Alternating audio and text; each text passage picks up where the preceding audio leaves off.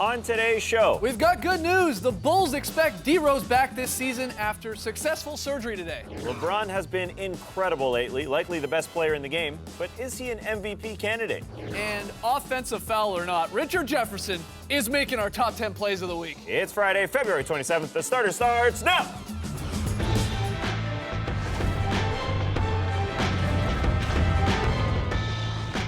Good evening, Sweet World, and welcome to the starters. Whether you're joining us live online or catching us on NBA TV, we're very, very happy to have you. I'm J.E. Skeets, and alongside me, as always, that's Tass Mellis. Thank you for joining us. To my right, starters blog editor Trey Kirby. Ayo! Hey-yo! And the international man of mystery, Lee Ellis. Amigos. Lele. Lily. All right, it's Friday, which means we have Tass's Worst of the Week. We also have our top 10 plays from the past 7 days. Can't wait for that. But first, we got a little Derrick Rose injury update for you. It's good news. Following surgery this morning, it is, Tass, Chicago Bulls GM Gar Forman announced at a press conference that Derrick Rose should return in about 4 to 6 weeks, meaning if you look at the calendar, D. Rose should return before the end of the regular season.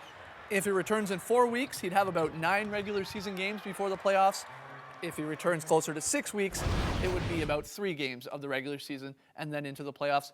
But it is good news. We should see Derrick Rose back. It is fantastic news. It was a surgery that lasted only 10 minutes. He's already got full weight bearing on that knee, and you mentioned 3 to 9 games before the end of the season, which means he'll get some PT before that first round opponent, which the Bulls should be able to handle. And I'm just so pumped for this Bulls team because I think this is their best opportunity to win. First of all, Pau Gasol isn't getting any younger. Same with Joakim Noah. I don't even know how many years Derrick Rose has left. I know that's sort of coming with the cart before the horse a little bit. But at the same time, the Cleveland Cavaliers, this is their first year together. They are only going to get better. And that's what worries me. I mean, this is the best opportunity. This feels like Derrick Rose's best team. As long as we hear from Derrick Rose himself and his sort of camp that, we're cool with the 4 to 6 weeks, and everyone is on the same page, the organization and him, that this is great. The worst case scenario is suddenly they're like, what? Why did you say 4 to 6 weeks? But hopefully that's and not that the sort case. of thing has happened in the past. But Right. like Tass said, it was a pretty minor surgery, likened to removing a pebble from a shoe. So hopefully it works out okay. Hopefully Derrick Rose is back. Best possible news you could have heard as a Bulls fan today, though. For sure. You see the Bulls there currently in the 4th seed in the East. The Cavs now up ahead of them. Hey, the Bulls are good on the road this season, too. They're not good at home. Maybe it'll help them out to go into Cleveland in round 2. That's a possibility. Well, let's get to the Cavs because LeBron James and the Cavs, look, they had a statement win last night on TNT. You know, LeBron, season high 42 points as the Cavs beat the Warriors, 110-99. Their 18th victory in 20 games. It's one of the hottest teams in the league. James added 11 rebounds. He definitely outplayed, a fellow MVP candidate in Steph Curry to get the W and their 11th straight home victory.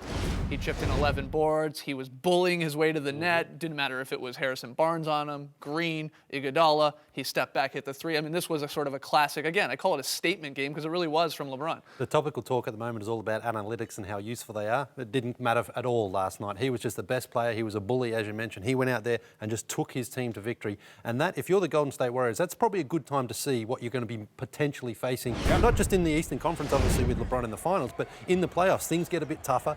Teams tighten up their rotation a bit, and they just tend to go through their best players. And I mean, LeBron last night, that was probably the best performance we've seen him with all season. I would agree with that. He's not the type of guy in the past we've seen Michael Jordan needs someone to sort of motivate him or fire him up. LeBron's a bit of a different character, but last night you felt he really wanted to make a statement. And you look at the difference since LeBron took the break when he sat down for about 2 weeks there and missed a good chunk of time, 8 games. The Cavs, offensively, defensively, better, both sides of the ball. The net rating, unbelievable. Effective field goal percentage, and of course the wins come along with that. It was funny timing. It was the break for LeBron sitting down and resting or whatever the heck he was doing. And of course the moves that the Cavaliers made in picking up a bunch of defensive guys in Mozgov and Shumpert and JR offensively. I mean, this team looks dangerous right now. Yeah, those 2 weeks might have been the most important weeks of the season so far, just because LeBron was able to get his body right, was able to see what the team was going to look like and what he's going to need to do coming back. The difference between 100% LeBron and just the beginning of the season LeBron is obviously the difference between a good team and the best team in the league. Yeah, watching them the first month, it was just a bunch of individuals. And now you look at them and you say, well, what a team. And of course, they have the individual who can take over the game in LeBron James. But they just look like a real basketball team. And we looked at the defense. It's only been 13th since all these moves, or since LeBron, I should say, came back from those 2 weeks. That's where I think they can get a little bit better, and that's why I think Iman Shumpert will eventually be in that starting lineup instead of J.R. Smith. You've got LeBron James, and then you've got 3 offensive-minded players, and Kyrie and Kevin Love and J.R. Smith alongside him. Then Timothy Mozgov, who you can classify as a defensive guy. That's where I think J.R. Smith comes down, and Iman Shumpert, who I love, and I'm sort of surprised that the Knicks kind of gave him away. He's embraced the 3-and-D role on the bench, and I think if he comes in, he can sort of be that Trevor Ariza type player that won a championship for the Lakers. If all goes well, I think he's been really, really enjoyable to watch. Sometimes he gets a little bit ahead of himself if he is a starter, like he has in past, but I think he needs to sort of step up and be that guy beside LeBron and Kyrie and Love, because we know they're going to score. They were scoring before LeBron just relaxed for those 2 weeks. There's no way, though, that Coach Black can make that move right now, with the way they're playing. No. Maybe eventually, you're right, maybe Shumpert comes in there. You got to be a top 5, top 10 team defensively if you're going to win a championship. They have to improve in that light. Cavs fans, of course, holding their breath in terms of Kyrie Irving. Banged the shoulder last night. He's not playing tonight, as far as we know. It shouldn't be nothing serious, though. No, yeah, they're going to check him out again before Sunday, is what they said. But yeah, he's obviously been a very, very important part of what they've been doing all season and the last few weeks as well. He's obviously more comfortable now. He understands what his role is with LeBron out there. And I mean, you know, Kevin Love, he's still figuring out a little bit. He's been better. But this was the sort of thing that we spoke about during that rough stretch. Right. It just takes time for guys to understand. I'm not sure if you saw it. Ian Thompson had a really good article from Ron Harper on NBA.com this week talking about how Ron Harper, he used to be a superstar player and he had to adjust his role when he played with Jordan and the Bulls. That's kind of what Kevin Love has to do right now. He has to understand he's not going to be a 26-12 guy. He can still be a very, very important part of what they do. And the same thing, of course, when LeBron went to the Heat. Yeah. And when we compare these two teams, because these sort of super teams with the star players, it took Bosh and it took Wade a while to figure out how they fit with a guy of LeBron's caliber. Well, that's how scary they are, in that Kevin Love hasn't found his flow quite yet. Yeah. And they've won 18 of 20. That's right, that's right. Well, according to ESPN's Brian Windhorst, I'm interested to get your take on this and everyone listening. Bron has been privately wondering why he's not more involved in this MVP conversation, especially the way he's been playing over the last 20 games or so and the record that the Cavs have put together. It's not too private if Brian Windhorst knows. Well, that's right. I mean, maybe he's... Brian Windhorst has sources. Maybe he slipped Lots this. of them. He slipped this to Windhorst and said, come on, let's get this, let's get talking about this. But we show you the numbers for... you know, the real MVP candidates. I will apologize to Marc Gasol. I think you could throw him on this board as well. But you got Curry and Harden. It feels at times like it's a two-man race because of their records and the numbers that they both put up. But here comes LeBron. Here comes Westbrook. And, you know, Anthony Davis, just sheer numbers alone, they are starting to fall off a little bit, the Pelicans. But does Bron have a point that he should be sort of in the mix here with at least those top two guys in Curry and Harden? I think LeBron's numbers have to be way better than Curry and Harden to win the MVP this year. Number one, because of voter fatigue. LeBron has just won it a bunch of times. People like voting for the new guy. But secondly, and I think a little bit more importantly, he sat out those 2 weeks basically saying, I'm not good enough. He kind of proclaimed, I'm not as good as the other guys. The other guys have been doing it all season long, and Bron is obviously the guy, if you had to win one playoff series, you'd pick number 23 over those other two guys. I think that's undoubted. Yeah. But voter fatigue and the fact that he took those 2 weeks off are the biggest. And the same And like thing he has said before, he spoiled us. If you compare it to every other LeBron season, this is his worst percentages since 2009, his lowest points per game and rebounds per game since he was a rookie, and he didn't look like himself for a month and a half of the season. It's hard to look at LeBron and say, hey, you're not LeBron, and then still give him the MVP. Yeah, he wasn't himself. That's There's right. the numbers you just alluded to, Trey. I mean, still great numbers. I mean, you're putting up 26, 7, and 6 across the year. The winning percentage, the truth is the Cavs would have to go perfect from here on out to get to 60 wins. That's usually a benchmark type number for an MVP. I know Durant won it with 59 last year, excuse me. But yeah, I'm with you, Tass. LeBron is always going to be in the conversation. So LeBron, you're in the conversation. Don't worry. But I think the case, because of the longevity and what they've done to their teams, for their teams, Curry and Harden, is just a little higher. If they could somehow catch the Atlanta Hawks for first place in the Eastern Conference, then I think he definitely gets more consideration. What about just playing in the East as a bit of a knock on an MVP champ? They're 9 games back of the Atlanta Hawks with about 25 or so to go, so it's very, very unlikely that they would be able to get that number 1 spot. But number 2 is definitely within play, taking that off the Raptors. If they do that... Oh, they're going to do that. Yeah, it's going to be such a fun race those last week or last couple of weeks. because everyone's going to have their opinion, and when it comes out, no one's really going to know how it's going to go. I think it ends exactly like sort of what Tass was alluding to. LeBron, we know you're the best player, but you weren't the best this season. I mean, I saw it in start to some. Yeah, exactly. Not even the whole season. You were probably the best since you've come back. That's exactly right. Well, let's hear what people think. Let us know on Twitter, #the starters. Does Bron have a point? Should he be in the conversation more? We're having a conversation. I don't know what he's talking about. All right, lots more still to come. When we come back, Tass explains why this week's worst goes to the dog. You're watching The Starters.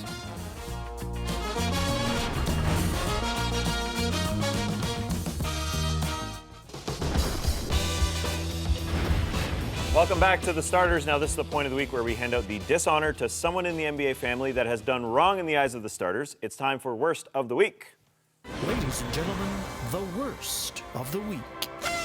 This week's Worst of the Week are the Philadelphia 76ers for hiring a guy to be their mascot who hates the Philadelphia 76ers. You can't get anything by the internet these days. Darnell Enrique, who plays Franklin the dog at Sixers games, had his personal Twitter account discovered, and it is clear Enrique doesn't like the city of Philadelphia. Here are some of his tweets. Yuck to Philly sports. LOL. That's a bleep-made call. Sixers, go home! Sheed, LMAO. Sixers, we got y'all's heart. Go home! Enrique is actually a fan of the New York Knicks because his tweets told me so. Thank you, Twitter. The stage is now set for Sunday. Sixers will not beat us in the Garden. Just caught a glimpse of my girl that dances for the Sixers. Sucks for her, she's a Sixers girl. She needs to come to NY with it. The ticket guy comes through and turns out he's on the wrong train. Ha ha ha, idiot. Only Philly fans. When will people learn? Reduce the size of your social media footprint. Or in this case, paw print. The Philadelphia 76ers, your worst of the week. Now, those were old tweets, obviously. They're old. He doesn't deserve to lose his job by any means. Right. It's just fun to look at. Because I'll He's in the say, doghouse, huh? yeah, very nice. He probably is a Sixers fan now because they pay, they cash his checks. This is on. Yeah. Yeah, they do. You would So hope gotta so. be. You would hope so. Throw him a couple of bones. You would absolutely. Wow, man, you got some dog on fire. puns for Keep days. going. I'm the only dog owner here. So Keep barking up that tree, man. Excellent stuff. Changing gears, we got a chance to speak to comedian Craig Robinson this week. We touched on everything in the association, but keep your eye out for a yawn. The Office, This Is the End, Eastbound and Down, Hot Tub Time Machine, and now in theaters, Hot Tub Time Machine 2. We're happy to be joined today through the power of technology, of course, actor and comedian Craig Robinson. Craig, thanks for joining The Starters. Hey, thank you so much. If you could jump in that Hot Tub Time Machine and go back and change the outcome of one particular NBA event, anything, what would you do? I would go back and stop Michael Jordan from retiring that first time. That's a good choice. So you're a Bulls fan. That's a given. Yes, definitely. You're known in the comedy world for your musical skills on the keyboards. If you were an organist for an NBA team, what song would you play to pump up the crowd, to get them psyched? What's Craig gonna play? Sweet Dreams by the Eurythmics. Oh wow! A good one. Nice stuff. Would you sing along with that? Oh yeah, absolutely. or it will be Nirvana, Teen Spirit. Really gets the people going. Yeah, excellent. All right. This is the End is the story of a bunch of friends trying to survive the apocalypse. If the world was ending, which NBA player do you want by your side during the rapture? Charles Oakley. Oh, great choice. Nice. Great choice. Yeah, you'd make it through, no doubt. If Eastbound and Down were about an NBA player, let's say, who would be Kenny Powers, or better yet, like who would the entire series be based on? You're right, it was a boring question. Let's move on to the next one. No, it's not boring at all. Let me see. Who would Kenny Powers be if it was a player? You know what? Let's go. My man, who's in China now, Stephon Marbury. That's good. That's a good pick. You can see that working. And I love that he's like, turned it all around and he's killing now. I think he's going to get a statue out No, there in Stephon. China. Craig, if you're ever in Atlanta, you got to make sure to swing by the starter set. We'd love to have you on. Oh, thank you very much. I appreciate that, man. Really appreciate it. Craig Robinson, check out Hot Tub Time Machine 2. It's in theaters now. Thanks again to Craig. Kenny Powers 2 with Starbury, I would watch that. I also would watch that. All right, when we come back, we'll We'll count down the starters' top 10 plays from the past 7 days. This was a great week. Lee had a whole lot of fun with this one.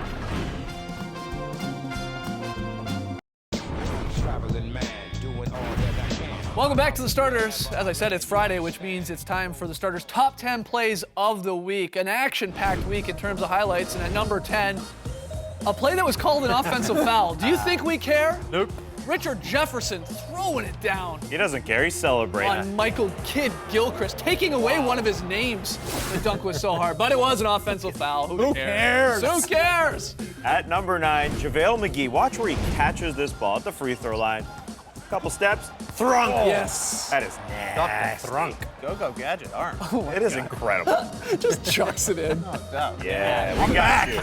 At number 8, Jay Crowder for the Celtics, a brave man, tries to take the charge on a runaway DeMarcus Cousins.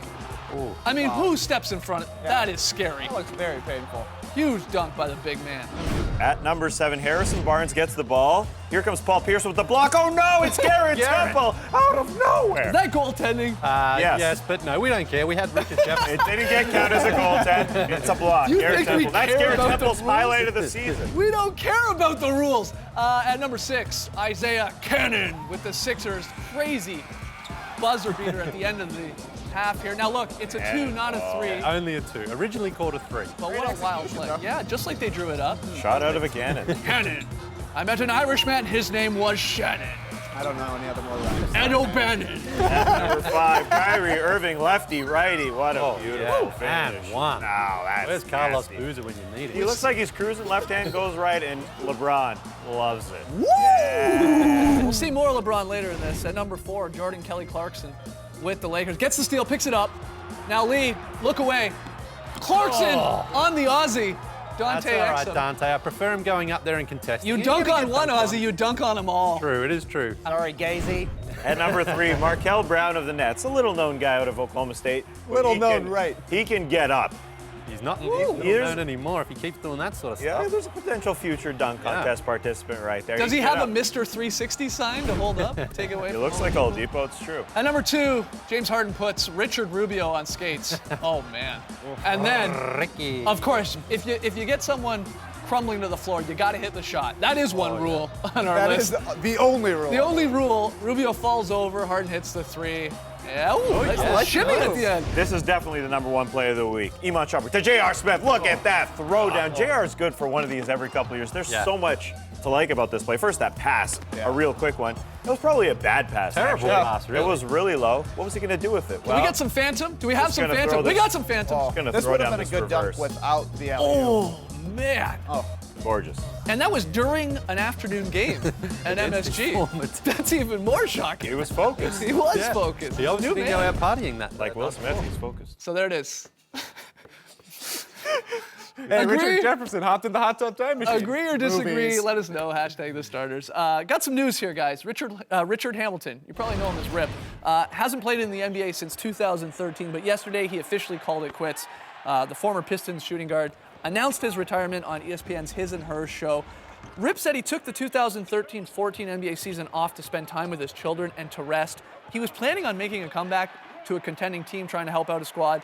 Then he hurt his foot, so then he said, you know what, that's it for Enough's me. enough. Officially done. But there are a lot of things that you could probably remember, the mask being the number one thing, but what will you remember most about Rip Hamilton, who had a lot of success there with the Pistons? Yeah, his game on the floor, I will remember 18.5 points and the perfection of curling around Yeah. a screen. Yep. I thought him and Ray Allen during that time period were the two best at it. Loved watching them go at it. Maybe Rip Reggie wasn't- in the mix. Reggie, Oh, yeah. Rip wasn't the three-point shooter that those other guys No. were, although Yeah. he did have some good years shooting the three ball, which is surprising looking back. That thin frame just coming around those screens, he perfected it. Yeah, I didn't think he was going to have a huge career from his early days in Washington. I thought he was just going to be a bit of a gunner, but he really got a lot out of it, became a critical part of those Pistons teams that went on to win the championship in 2004. And just as you mentioned, one of those players you remember didn't sort of dribble or create off the dribble for himself, but was always moving, and one of the toughest players to defend that other defenders would say, because he didn't stop. NBA champ with the Pistons in 04, NCAA champ as well. And it is funny, he was traded for Jerry Stackhouse from the Wizards and the Pistons there. So Rip A couple of our colleagues. officially calling it quits, which means Rip can just join us here now on the show. R.I.P. Rip. There you go. All right, let's unleash the unicorn. He's alive. Get out here. Yeah, I know he's still alive. That's corny. Starters Fantasy Minute. we are encouraging people to consider picking up Paul George. We know he went through his first full practice. He's looking good. He's only owned in about 32% of Yahoo fantasy leagues. I know a lot of people are picking him up today. Andy Behrens, the Yahoo sports expert who's in our league, already picked him up. He's an expert. So if you know he's doing it, is this something you might want to consider? Is he going to put up the numbers that we saw last year? You know, the 22 points, all the threes? You wouldn't think so. But if you got a spot and you're getting closer to as we get to the playoffs, why wouldn't you take a flyer Off the waiver wire, it's a huge He pickup. contributes in every category though as well. They That's won't right. be huge, but there'll be a steal, there'll be a block, there'll be 3, all that stuff. Get Paul George if he's still available. We got to take one more break. When we come back, pick and payoff results. Not a great night, I'll tell you right now, from Tass and I. Get your hands up, Ron. And are you down with VSP? Yeah, you know Lee. We'll be back in a second.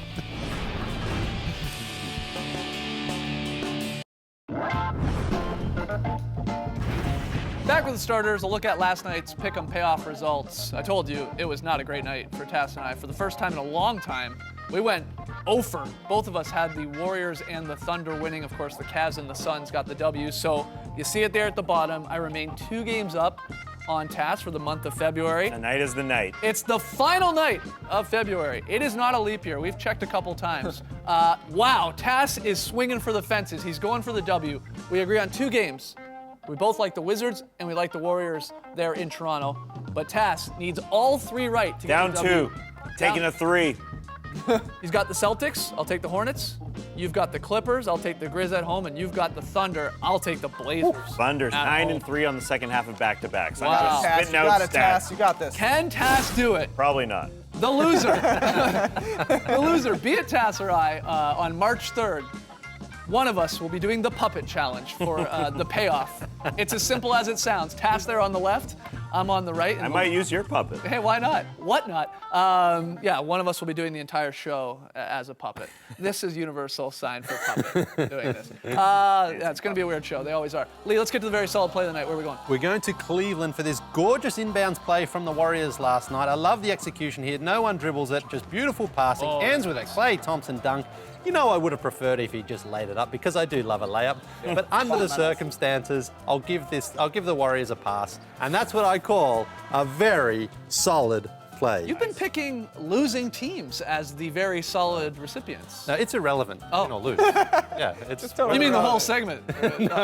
Just who wins? Okay, gotcha. Reminder, we recorded a 85-minute podcast this morning, The Drop, as it's called. We got talking about the MVP race in greater detail, Rondo's suspension and his future with the Mavs. And we also talked about the National Basketball Players Association's Michelle Roberts, her comments recently about the media and everyone just hanging out in the locker room. We obviously answered a whole bunch of your questions as well. So check that out. It's on iTunes and it's on the blog. Thank you very much for joining us. And remember, feet set, ball wet. Brace the weekend, people.